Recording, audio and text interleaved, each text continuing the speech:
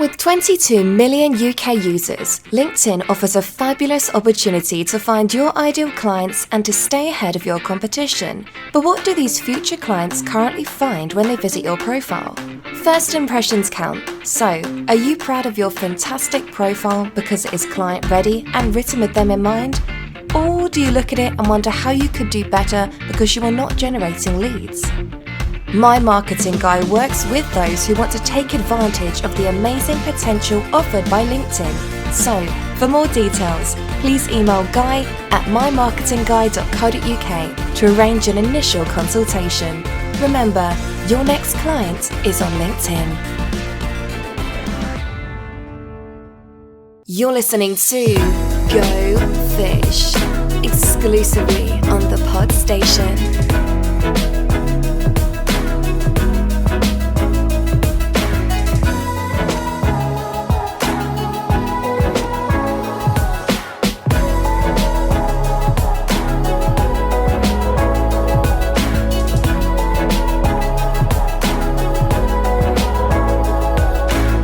Welcome everyone to episode 39 of the Go Fish Marketing Tips podcast.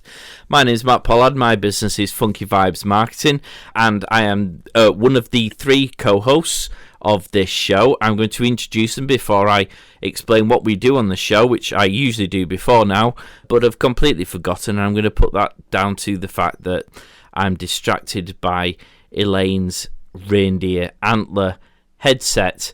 On that note, introducing the wonderful Rudolph / Elaine Atherton from To Sum It Up. How are you doing, Elaine? You're looking very festive there. Well, you know what? I made the effort. I mean, you know, what can I say? I made the effort to put something Christmassy on. Christmas jumper, can't see, and yes, some antlers. So I'm very well anyway. I'm in spirit. Well, I've already said, Elaine, that I'm wearing festive underpants, but nobody wants to see that, apparently. And everything else that's festive has been eaten by the mice in my loft. So, unfortunately, I don't have that wonderful Santa outfit that you usually dust off every year and bring out. Bringing me nicely onto our very own Santa Claus, the man with the white beard. It is Chris Roxburgh from My Marketing Guy. How are you doing, Chris? I'm doing very well, thank you. And I was festively dressed earlier, but my green top clashed with my green screen, so I was advised to take it off by our host today.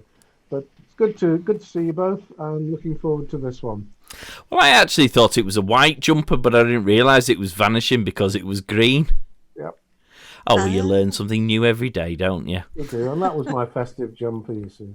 Now, it's ironic that we're mentioning Christmas because I suppose going back to what I was starting off with in the first place, what we do with this show is each week we pick a topic, we dissect it, and hopefully give you some tips and pointers that might enable you to make the most of your marketing budget. This week, we're going for a slightly post-festive theme, because if you're listening to this, it's actually post-Christmas and you're feeling all miserable and fed up because Christmas has been and gone and you wondered what all that effort was really for. However, for us, it's pre-Christmas. By the virtues of the magic of the recording world, we're doing this while still in the fits and the boys of the merryman.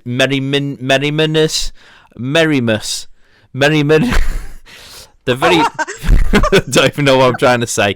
The merry spirit of Christmas. But we'll try and tone it down on the basis that you're probably all feeling really fed up. But with that in mind, we're going for New Year's resolutions, aren't we, guys? So we're going to have a chat through some New Year's resolutions that people might want to look at for their business, but also maybe some New Year's resolutions that we've done in the past or that we perhaps are doing now that people can perhaps work into their very own marketing strategy. So I guess, who would like to go first? Perhaps we should start with a recommendation for something that's always worth doing in the new year, Elaine. Perhaps you would like to start us off, given that you've dressed so festively. A recommendation. Well, I mean, I'm sort of switching from, you're listening to this in January, but actually, yes, you're right, we're recording it in December. At this stage, of course, as you're listening to it, you should absolutely know what your plans are for New Year. So I'm a bit of a, regardless of the year we've had, I'm a definite reflect on what worked, what didn't, what are you going to keep and what you're not going to keep. And I do that generally. So I've cleaned all my office out. I've got all this stuff out my office. I've thrown trophies away and awards away that the recycled bin weighed a ton. And I think, right, yeah, just... We're impressed. Are you impressed? Good. She worked that in then, didn't she, Chris? Yes, it was a throwaway line, wasn't it? I've thrown all my trophies away. It was such a heavy bin. I know. I'm sorry. Yes, it did feel like that, didn't it? But yes, lots of glassware, shall we say? But anyway, I digress.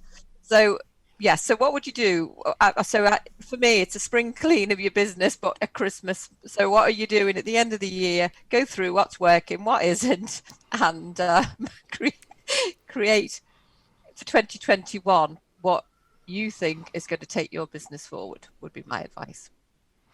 Very wise words. The only thing that's in my bin is usually cans of Coke and empty wrappers of chocolate. I do have my old swimming trophies upstairs in the loft, but the mice have probably got them because they finished me Santa outfit. So we won't dwell on that too much. Chris, what sort of tips do you have for a New Year's resolution? Okay,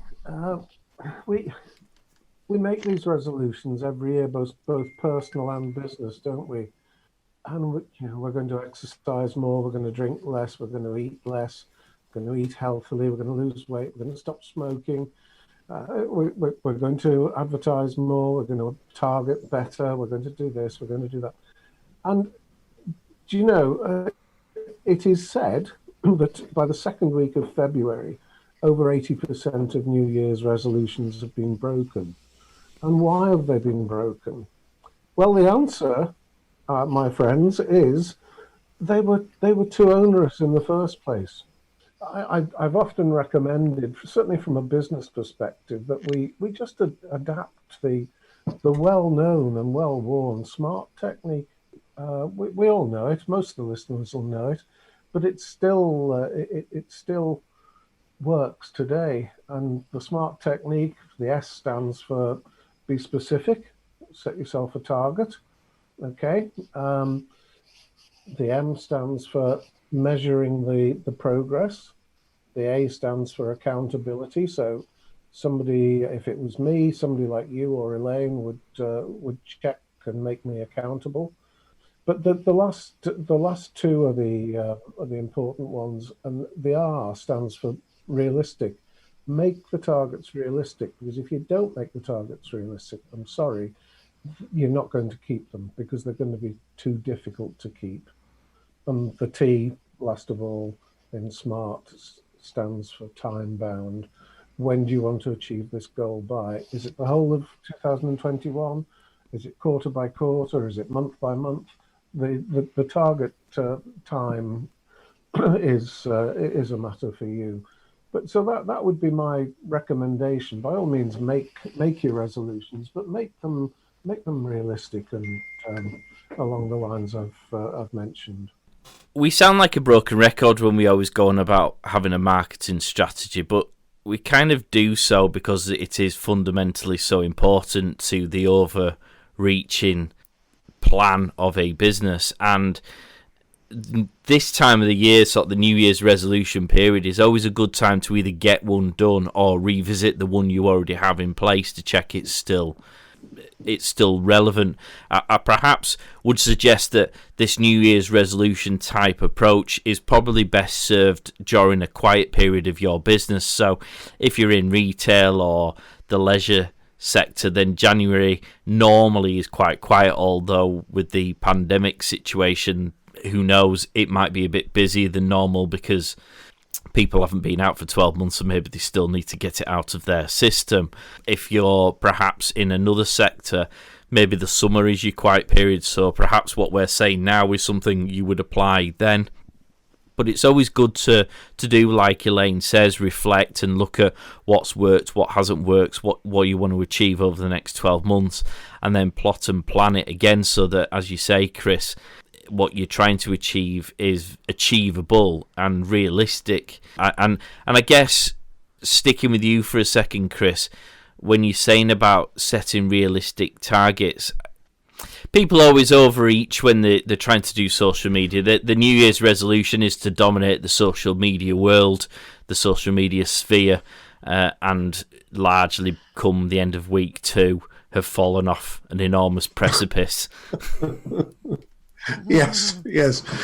Dominating the social media sphere is an aim we all have, but again, it's back to being realistic, isn't it?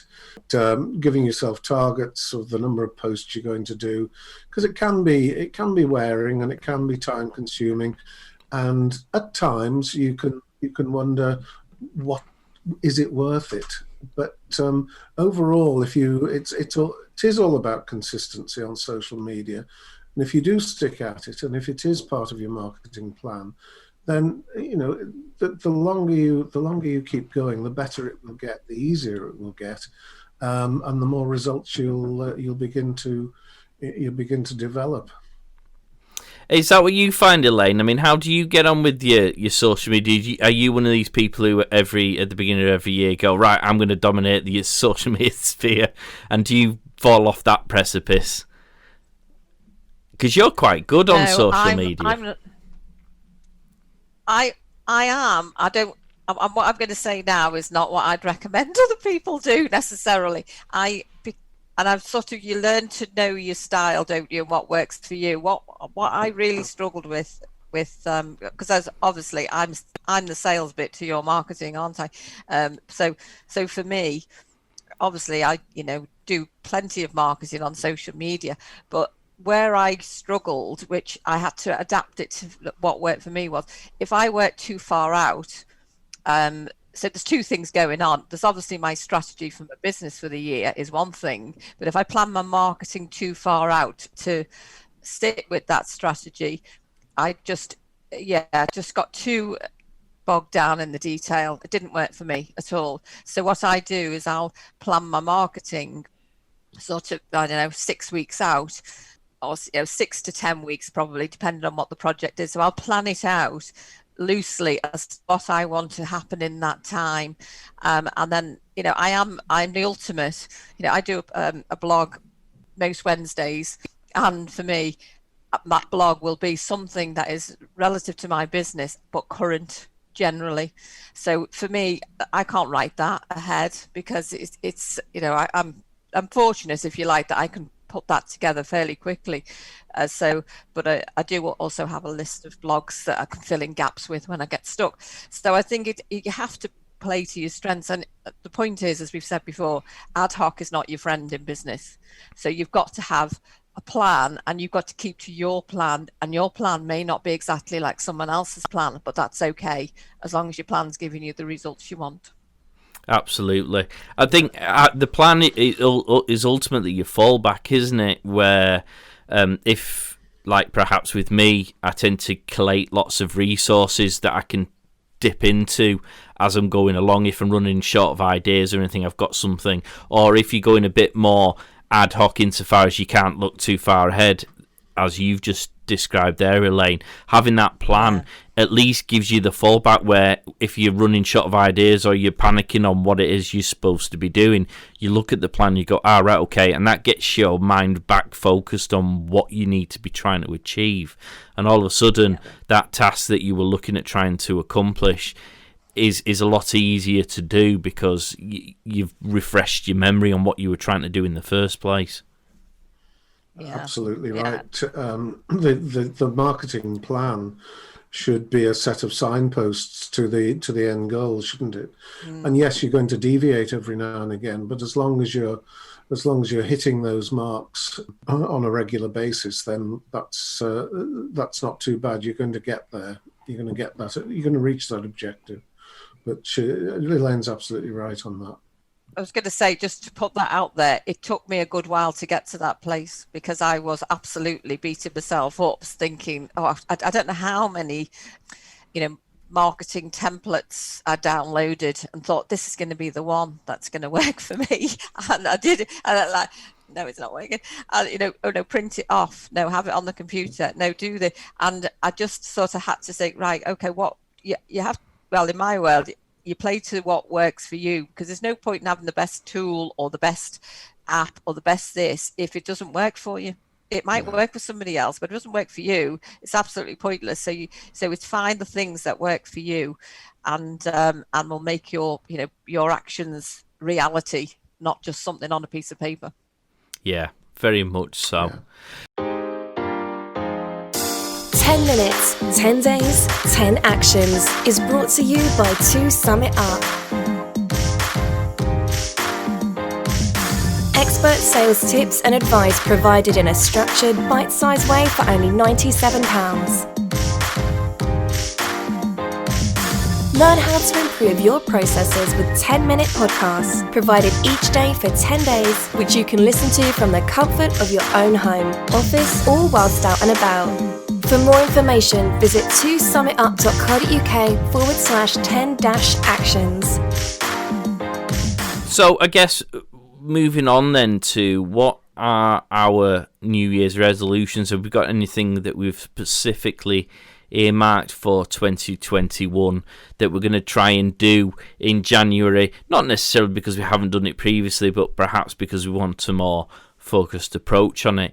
Because it must be a bit of a weird start to the year for most people, because it probably won't feel like the start of a new year to many people. A, because 2020 has been so weird to begin with, and B, because it's highly likely that the weirdness we're currently experiencing is kind of still going to be around come the start of the year, which undoubtedly will slightly hinder many people's perhaps plans or aspirations.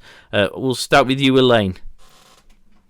Yeah, it's a hard one, isn't it? Because you can only base it on you've done yourself. Because of the things I've done in the past, the end of the year, aside of obviously what's going on currently, the end of the year, sort of from September onwards, has always been my planning time for the next year. So I didn't move away from that really. Obviously, there was more challenges to think about. What was it going to look like next year, and my plans, unfortunately for me, because I do a fair bit of business online, are I can layer them, massively anyway, and I'd already started to move a business online. So for me, it was, once it sort of got to the place thinking, well, where is my buyer potentially? Where is my client? Where are they? And how do I adapt my business to what they need now? It's always, as I say, it's not what I think they need. It is what do they need to help them get to to the place they need to be. So I sort of really started that in September. I always work on a blue sky list anyway of the things that I would like to happen, and I do think sometimes you have to put your toe in the water and try something and think, right, that didn't work, I'm going to change it a bit, tweak it, and then but try do something, because we can be stifled by that's not going to work, I'm not going to do it. Well, you don't know till you try it, and actually if you don't, you've got to do something to know how you can improve on it. If you do nothing, then you're not going to move forward anyway. So it's a hard one really, because you can only base it on where you're at, and that's sort of where I'm at. And so I've got some real marks in the year next year where I want to achieve certain things by, and if I don't achieve them by that point, I'm not going to beat myself up over it. I can push that time scale back, because it's my time scale to push back, but it just makes me more driven when I know that those marks are in the ground, if you like. So, how do you plan far ahead, Chris? If you're in, because I suppose we're quite fortunate insofar as a lot of what we do is digital. Although I suppose pre-lockdown that wasn't necessarily the way that your businesses were structured. Certainly you used to do sort of face-to-face training, didn't you? And you've adapted your business because of the lockdown. But how do you plan when you've kind of still got an element of uncertainty? I mean, we're talking about a New Year's resolutions, but in actual fact, every time we come out of a lockdown, I'll say every time we've come out twice, but then we go into different tiers and all this sort of business, and different people in different parts of the country will be in different circumstances that are listening to us, I guess. So it's like starting again every time you come out of lockdown for a lot of people who are in a far worse situation than maybe we are.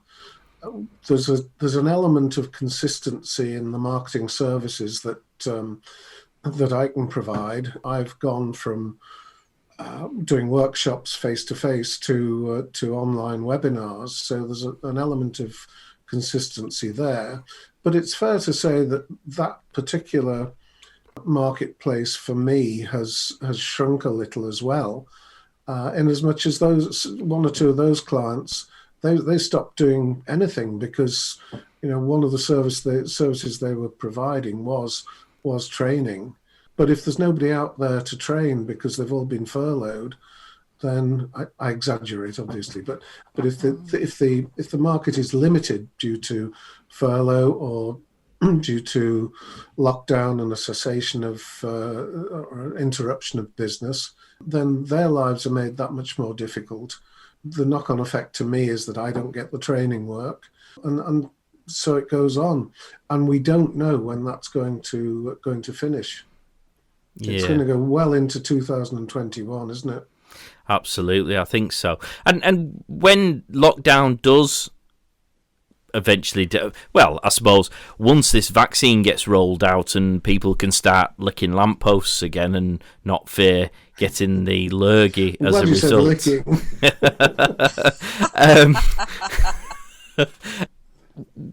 Is your business going to stay very much how it's now structured with the online elements, or are you going to go back to more face-to-face, or are you going to have a happy hybrid between the two to capitalise on both?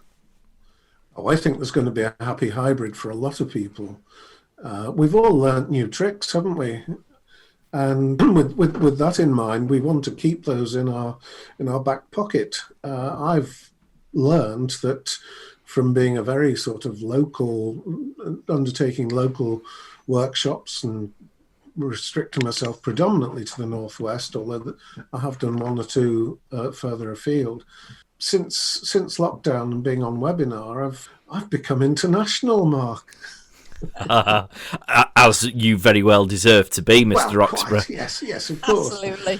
No, but you aren't limited. Not on the web. You are not limited, and I didn't probably get that before lockdown, when my hand was forced and I had to think about it, and was approached by a multinational to do an international set of webinars, which was very exciting. I might have mentioned it before. Well, you've obviously put it in the same bin that Elaine's got all her enormous trophies in as well. Oh no, I'm so going to regret saying that, aren't I? That hasn't gone in a bin, Mark. A metaphorical one. I meant it went with the enormous trophies that Elaine has, and if she keeps them in the bin because she's got too many, then it is what it is, I guess. I should keep the bin if I was her.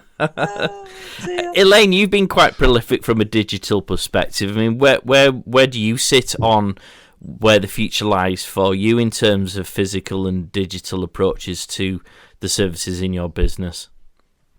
It's a really good question, actually, because I'm sitting here now thinking, everything that I've got in my plan is actually online, and I suppose and that was already in my plan, if you like, 18 months ago. So that still remains the same.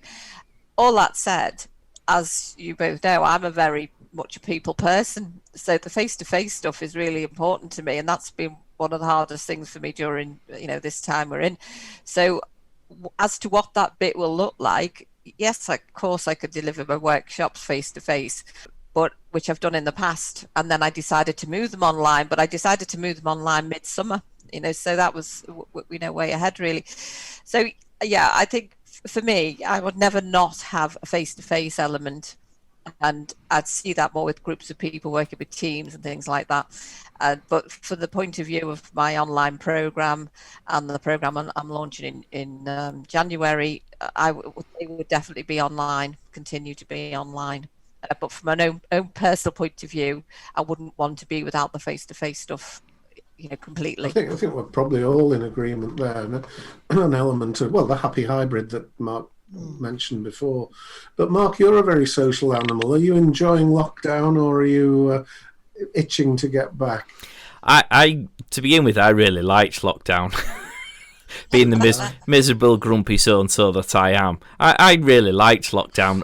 I am now bored of it. My office at home does feel like a prison cell every day. I mean, we joke in the morning when we go downstairs to have breakfast, or when I've finished getting dressed in the bedroom, and I'll say, "See you, love, I'm off to work," and then walk to the other side of the corridor into the office, just to try and make it feel like there's a separation between where I work and where I live. But you know what? I don't mind. I kind of roll with the punches. I'm quite happy. I'll be glad to start being able to physically see people again. It's always nice to record in person. Doing these shows, it'd be nice to be able to network in person again, have face-to-face meetings with people, because sometimes I think that isn't a very effective way. But I have to say, still a lot of what I'm going to be doing will be digital. I'm going to be still focusing on having Zoom meetings where appropriate, because it's daft driving 20 minutes somewhere to have a meeting with something you can do online, and we can all save ourselves so much time and be far more efficient and still have an effective meeting. If it's a first one with somebody, I probably would want to meet them so you can look them in the whites of their eyes, so to speak. But yeah, I mean, for my business, all of my businesses, they're largely digital. I suppose the drone stuff is probably something that's been hit hardest by the pandemic, because getting access to places or having the ability to liaise and communicate with people who would make decisions on that kind of a service, so doing the filming and the drone filming is difficult because you can't get there and you can't do it, so people are a bit put off about that concept of a stranger coming to where they are and potentially creating a risk, which completely understand. So that probably will change when everything starts to ease a little bit, but everything else is largely digital in the way that to do it. So I have a laptop and I'm fully armed to the teeth largely, or I've got my cameras and I'm armed to the teeth. It's whatever you really do. Got my podcast microphone and I can just gibber on to my heart's content. So it's all much for muchness, really. What about things that you're looking to do in the new year, Chris? New Year's resolution wise, have you got anything earmarked for 2021 that perhaps you've learnt from 2020 and you're perhaps either going to correct or you think you can really seize and improve upon? I do have a sales push starting in January. That's going to be a mixture of hopefully some face-to-face, but predominantly digital connections. I'm finding it incredibly difficult to plan. In fairness, it's ironic that this is a resolution podcast, and I'm having distinct difficulties making resolutions.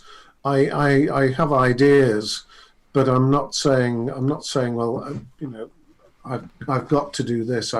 Within the first quarter or such like, because we just don't know. We could be. We're recording this at a time when the Christmas break is being much discussed, and it looks as though the Christmas break is going ahead as we speak. So that's 5 days. My own feeling is much the same as everyone's saying. This is going to lead to some sort of lockdown in January, perhaps even leaking over into February. So it's very difficult for businesses to do any sort of planning, and I don't mind admitting that is being a a concern of mine. So I will, to use your phrase earlier, I'll roll with the punches as and when I get hit. The brain processes nearly 10,000 visual and oral cues per minute. As first impressions stick, make the customer see your business in the right way. Funky Vibes can ensure your vibes attract the right tribe with their marketing expertise, graphic design, bespoke websites, and social media packages. For more information or a no-commitment initial consultation, simply email your tribe at funkyvibe.co.uk. I mean, I started my planning for the new year because the new January, I mean, certainly in our sectors, January is usually quite a busy period because people have these New Year's resolution mindsets and all the things they have been putting off throughout the year, and usually the things that they just bury deep down during December because Christmas is all that they can think about, whether it's because business is busy or whether they're just trying to get the presents wrapped in time. So January, February is always a good time to hit hard, and I knew I was going to be chocker just generally. So I sort of started the ball rolling on my process back in August, September, because I knew I'd go through really busy spells throughout that time that would mean I'd have to sort of shelve it for a week or two because I just wouldn't have the chance to get back to it, but it would give me enough leeway to do it. And in fact, Chris and I are going to be doing some stuff in the new year together, and I think we started that conversation, didn't we, around about September? And I did forewarn you that I wanted to get the ball rolling now in September because I knew that come January we'd probably still be tying off the loose ends because it was perfect timing because we're going to finalise it tomorrow, aren't we? I think. yes, we are. He's sitting there looking apprehensive about. Yes, we are. We will.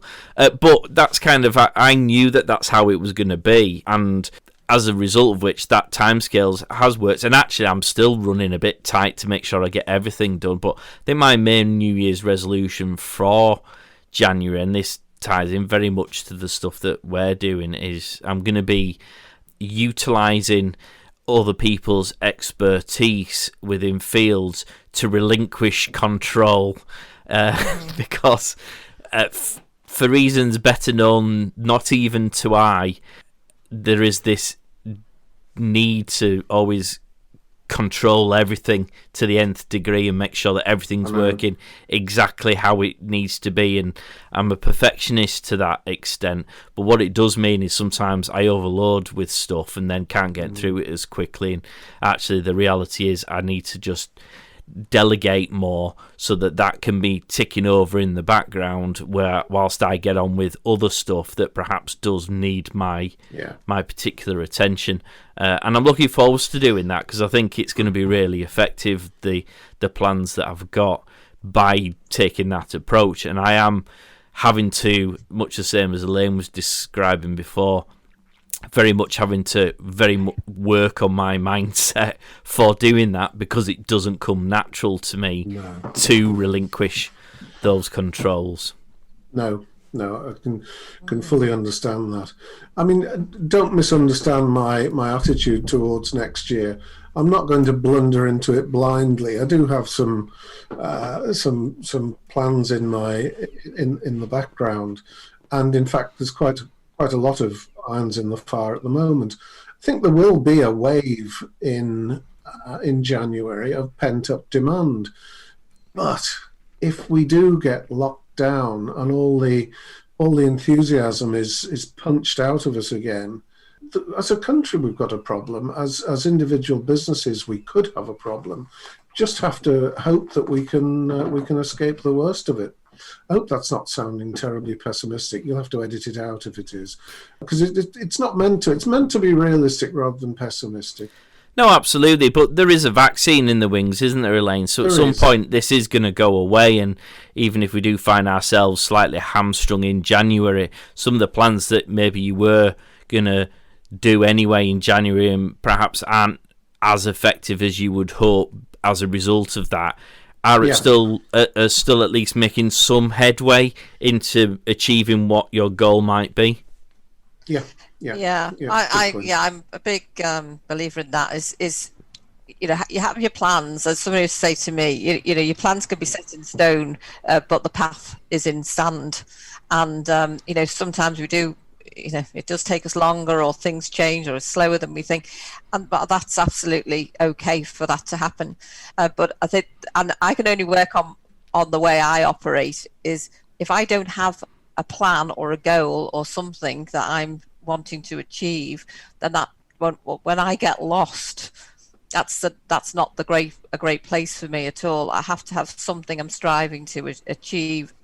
So there's something there. I think this is what I would like that to happen. And it's not. I'm not putting all my eggs in one basket either. So you're doing all your other stuff as well. But I like to have goals for that for each year. This year, as in 2020, I wanted to start my own podcast. I did that. And and I've learned so many things along the way from that. And there's just other things I just think, right, next year that's going to happen. But as you say, what if it nudges back? None of us know what's going to happen, and we have to be very versatile in business, don't we? That we think, right, well, that's what we thought it was going to look like. Well, the landscape's changed a bit, so we have to adapt it, and that's okay. We have to adapt it. The risk is when people are so set on what it's going to look like that when it doesn't happen that way, they get disillusioned and deflated. Well, actually, that's okay, because we have to expect the unexpected, and we might have to change what it looks like sometimes. So that's sort of where I sit on it. And from a plan point of view, that's to say, I have to have those things in line. And one thing this year that I wanted, it happened much later, but that was okay because it happened in the end. And there's things that I've shelved along the way because you think that's just not going to happen at all.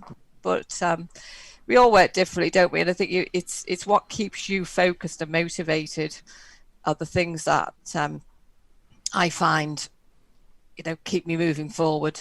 Really, and I'm saying all this, that don't for a minute think I don't have the days where I'm lying flat on the floor having a pity party, because they happen, of course. But I know that keep focused on what you want to do and what you'd like to accomplish is what works for me. You use the word focus a lot, Elaine, and if I had a resolution for next year, it would probably be to try and be a little bit more focused. Yeah, I think that's a really good aim. It's unquantifiable, but it's a good aim. Again, it very much boils down to writing it down, doesn't it? Your end goal. So saying, I want to be a millionaire, and then working back from that statement to figure out how you are going to achieve that, because it's there. Therefore, you've got that target, and you therefore are forced to go, well, how do I get there? Because there's a big gap between perhaps where you might be now and where you might want to be in order to achieve that goal. And filling in that blank is part and parcel of that plan. And it might be that you want to do it in 1 year or 5 year or 5 years or 10 years. But if you've kind of got the focus of that end point, whatever it might be, and it might be something big like I've just described there, or it might be something small. It might just be, I need to get my website finished off, or I want to try and get my social media following to 200 on my Facebook page. It doesn't have to be a gargantuan achievement. It can just be one baby steps. Exactly. Yeah, I think that where we can come unstuck is when we've got this perfect picture in our mind of what we want something to look like. And we're all good. I'm really good. I've got a medal actually for it somewhere. I could in show your bin. You. It's in your bin. No, I kept it. It's for procrastinating. We're all great at procrastinating, aren't we? So I think that there's the risk. We can say, oh well, when I've done that bit, I'll be able to do work on that, but I've got to get that bit right first. You said your website, or I've got to get this right. And I see it very often when I work with some of my clients. It's like we're doing it as a bit of an excuse, really, if we're honest, isn't it? But, I can't complete it because this bit's not done first. So, what do you need to do on that bit then? Or actually, why does that need to be completed before you do the next bit? Because I've learned so many things by a bit of, trial and error. I've started a group, as you both know, on LinkedIn. Well, that's been a huge learning curve for me. And it's like this, of revisiting it. It's going to look different as I go into the new year. I've got a big plan for it anyway. But, you don't know till you do these things. So it's like feel the fear and do it anyway, because I really, I sound like I'm on a soapbox today, don't I? But you think, some people can be very good at, that never worked, did it, when you did that? And I'm not saying people have said this, but people can say it of people, he did that, never worked. Yeah, but at least they did it and they know now how to do it differently, rather than, which for me, I would much rather be the person think, I gave it, I learned from it and I'm doing it differently, rather than thinking, I never did it because it was too big a leap or it was too big a risk or whatever. So again, we're all different, aren't we? But it's better to have tried and failed than to never have tried at all. Whoever said that, I don't know. She's coming out with all of them today, isn't she? It's not a soapbox she's standing on, Chris. It's a box full of all the trophies and the medals. I think it's a thesaurus. This is so funny. Have we got anything else to add to this topic? Because I'm conscious that we want to ease people into the new year without overwhelming them too much. I think we've made our point very clear that plans are often the best way of approaching a new adventure for a new year, and in that case, they need to get in touch with us, don't they? They do. The one tip that I would give is try not to make too many resolutions. Yeah. Lots of people I speak to have resolutions on all sorts of fronts, and they haven't got a chance. They will be one of the 80% that fail by the second week of February. Keep your resolutions to a minimum, and you'll have a better chance of success. I'm smiling because the usual "I'm going to get fit and healthy in the new year" resolution usually precedes with "you've got to eat everything bad in the house before the 1st of January, so you eat a month's worth of rubbish, only to have to then work it off over January, only to fall off the wagon before January finishes." Yes. Dear. Of course, if you're listening to this now, people, I'm slim and at the gym and feeling very healthy, quite frankly. Well, you're experiencing dry January if people are listening now. Oh, no, let's not push it. we said set realistic I'd never goals. commit to that. Yeah. With Elaine. Brilliant. All right, well, so on the basis that we feel, and quite frankly it's true, that people really want to be getting in touch with us to get our help and our assistance to achieve those New Year's resolutions, I think we should perhaps end the show with our contact information if they do need to get in touch. So Chris, let's start with you. How can people get in touch with you? Well, for a little bit of LinkedIn help or some lead generation, please contact me on Guy at My Marketing Guy, and there's 2 G's in the middle of My Marketing Guy, .co.uk. Fantastic. And Elaine, what can people get in touch with you about, and how would they do it? You can find me on LinkedIn. So obviously it's Elaine Atherton on LinkedIn. And but if you want to get in touch with me via email, it's elaine@tosummitup.com. So a couple of things really. There's my online program, which is a program that 10 minutes, 10 days, 10 actions, which you can obviously go through yourself. And then launched in January on the 8th is an accountability program. So that's for 8 people who really want to get their new year off to a great start. It's as we speak now, there's only 2 places left, so but it'll be up and running, and I'm doing that 4 times a year. So very excited about that. That's the sort of up close and personal a bit more. So looking forward to that. Fandaby-dozy. And if people want to get in touch with me, it's mark@funkyvibes.co.uk. You can check out our website, which has all the different services and the like that we do, which is funkyvibes.co.uk. I should also mention the fact that you should give us a follow on social media on Go Fish. We're on Facebook, Instagram, LinkedIn and Twitter. There's loads of useful content and questions on there. You can also check out the links to our previous episodes, which you can also find on all of the major podcast platforms. If you're struggling to do that, if you go to thepodstation.co.uk/gofish, you'll actually find all of those shows and links to the platform, so you can subscribe, and then when the latest show drops, it will just automatically download onto your device. I should perhaps also say that it'd be nice to get some reviews in the new year, people, if you'd like to give us some feedback on the show.